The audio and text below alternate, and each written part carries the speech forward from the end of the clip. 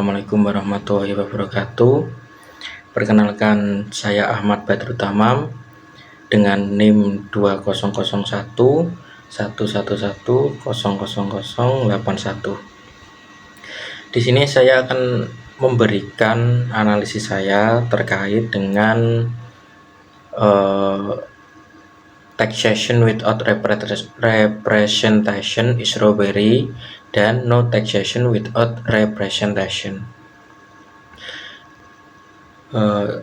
Analisis saya tentang taxation without representation is robbery dan no taxation without representation mengacu kepada argumen yang muncul selama periode kolonial Amerika, terutama sebelum revolusi Amerika Serikat.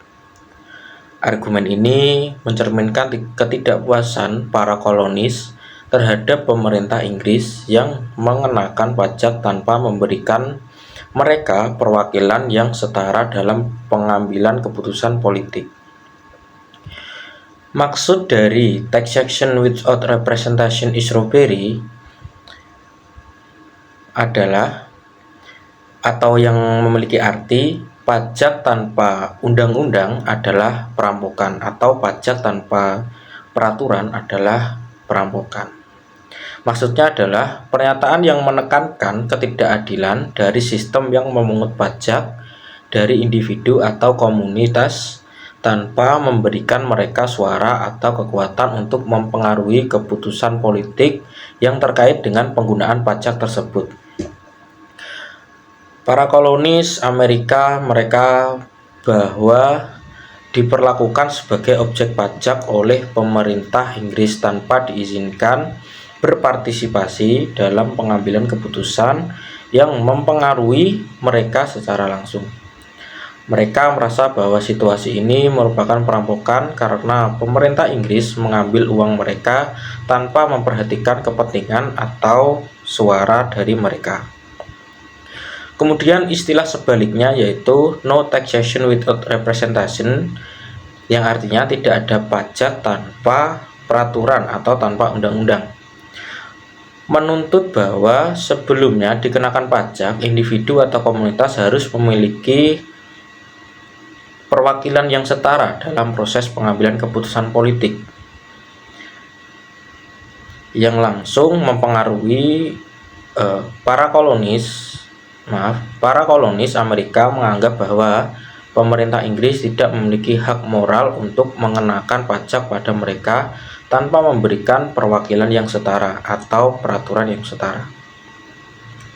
Kedua argumen ini mencerminkan aspirasi akan demokrasi dan partisipasi politik yang lebih besar. Para kolonis Amerika berpendapat bahwa sebagai warga negara mereka harus memiliki suara dan pengaruh dalam pengambilan keputusan politik yang langsung mempengaruhi kehidupan mereka, termasuk kebijakan dalam perpajakan.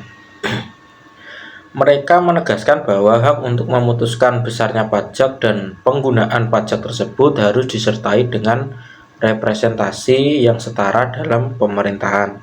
Argumen ini berdampak besar pada sejarah Amerika Serikat dan akhirnya menyebabkan pecahnya revolusi Amerika.